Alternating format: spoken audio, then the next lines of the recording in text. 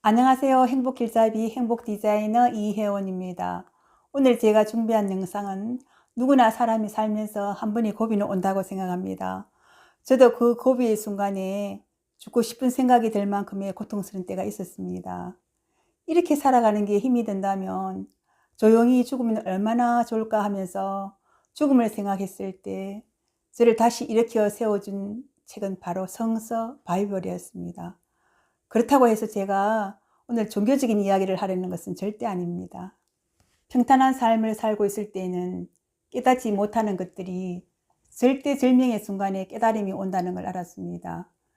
정신적 지주가 있으면 어떤 큰 어려움도 잘 이겨낼 수 있는 원동력이 되겠구나 하는 마음을 말씀드리고 싶습니다. 학창시절 고전이라 해서 선생님께서 읽어보라고 하시니 모파상의 여자의 일생을 읽었습니다. 힘든 여자의 삶을 살아보지 않은 나이라 당연히 아무런 느낌을 받지 못했답니다. 30쯤에 읽었을 때도 아무런 감흥이 없었습니다. 40대에 인생의 짠맛, 쓴맛을 다 맛본 후 읽으니 큰 깨달음이 왔습니다. 전 30대 후반에 남들이 보기엔 모든 걸 다 갖추고 있었습니다. 외환위기로 한순간에 우리 가정은 풍지박살이 나고 말았습니다. 시대적인 상황도 있었지만 알고 보니 남편은 저 몰래 그림놀이에 빠져 있었습니다. 집은 남의 손에 넘어가게 되었고 우리 가족은 길거리에 나앉아야 할 처짐에도 그저 자기만 즐겁게 사는 걸로 보였습니다.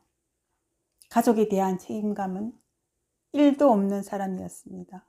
나 혼자서 살려고 아무리 몸부림쳐봐야 소용이 없다는 생각이 들었고 그동안의 육체적 정신적 고통이 쌓여서 우울증에 빠져 매일 눈물로 시간을 보내면서 차라리 죽는 것이 낫겠구나 하는 생각을 갖게 되었습니다. 3개월을 꼼짝 않고 누워있으니 남편은 깨병한다고 오히려 저를 핀잔을 주었습니다. 그러다가 어느 날 갑자기 성서가 제 눈에 들어왔습니다. 마치 신이 들린 사람처럼 3일 낮과 밤을 잠도 자지 않고 읽었습니다. 2100페이지에 달하는 두꺼운 책을 모두 읽고 덮는 순간 제겐 3가지 문구만이 머릿속에 또렷이 남았습니다. 첫째, 계획은 사람이 세우고 결정은 하느님께서 하신다는 문구였습니다. 저는 50평 아파트와 약간의 부동산, 남편의 사업체, 제가 운영하는 제가짐이 있으니 제가 나이 60까지 열심히 벌어서 내 나이가 60이 되면 그 벌어둔 돈으로 봉사하면서 제 나름의 보람있는 삶을 살아가고 싶은 그런 계획이 있었습니다. 저는 제가 열심히 살면 모든 것이 다 이루어질 것이라 믿으며 열심히 개미처럼 살았습니다. 그 문구로 제가 깨달은 것은 자기 힘으로 모든 것을 이루어낼 수 있다는 생각은 교만이라는 걸 알았습니다. 제게 주어진 이 고통은 분명 하나님의 뜻이 있을 것이다 라고 생각하면서 이 고통이 제게 주신 하나님의 축복이려니 받아들이니 마음의 평화가 찾아왔습니다. 둘째, 내일 일은 걱정하지 말아라. 내일 걱정은 내일에 맡겨라. 하루의 괴로움은 그날에 겪는 것만으로 족하다.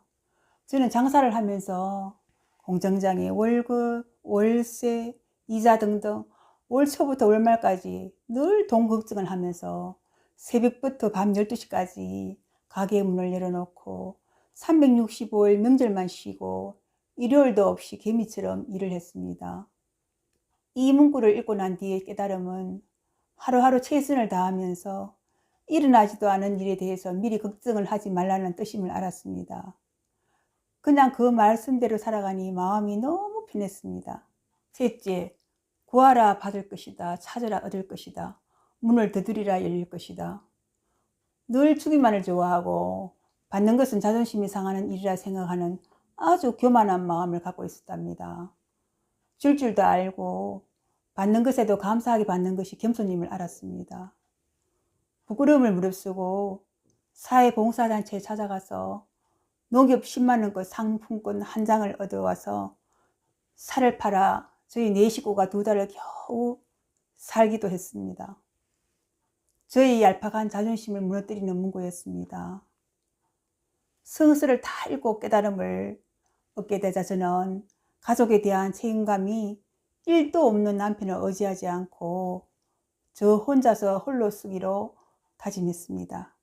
새로운 출발을 생각하면서 그렇게도 하고 싶었던 패션대학에 입학을 했습니다.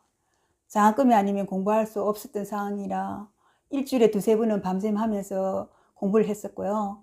밤 12시까지 학교에 남아 공부하기도 했답니다.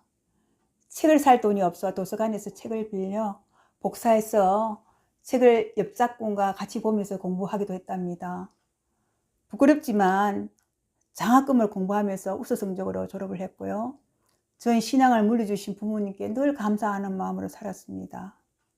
제 개인적인 생각은 사이비 종교가 아니라면 종교가 한 가지 있다는 것은 힘든 세상을 살아가는데 정신세계에 많은 도움을 주고요. 정신적인 치유가 된다고 생각을 합니다. 지금 와서 생각해 보니 힘들었던 고통 고난도 추억이 되었고요. 나쁜 기억은 망각해 버리니 이젠 행복한 삶이 기다리고 있는 것만 같습니다. 군자라는 겨울의 혹독한 추위를 이기지 않고 따뜻한 실내에 두면 꽃을 피우지 않습니다. 고통으로 힘들었던 시절에 흘린 저희 수많은 눈물방울들이 씨앗이 되어 이젠 행복의 열매를 맺게 되어 이제 저는 행복 디자이너가 되었습니다. 긍정적인 사람은 타고나는 것이 아니라 훈련과 습관에 의한 것이라고 합니다. 제 남편이 저희 조련사가 되어 저에게 혹독한 훈련을 하게끔 해주어서 이젠 아이러니하게도 감사한 마음으로 살아갑니다. 여자의 일생 주인공 잔너의 마지막 독백입니다. 영원히 불행한 사람도 영원히 행복한 사람도 없다라고요. 이제 모든 것이 감사할 따름입니다. 지금까지 제 이야기를 들어주셔서 감사합니다. 저는 또 다음 영상에서 뵙겠습니다. 구독과 좋아요는 사랑입니다. 부탁합니다. 감사합니다.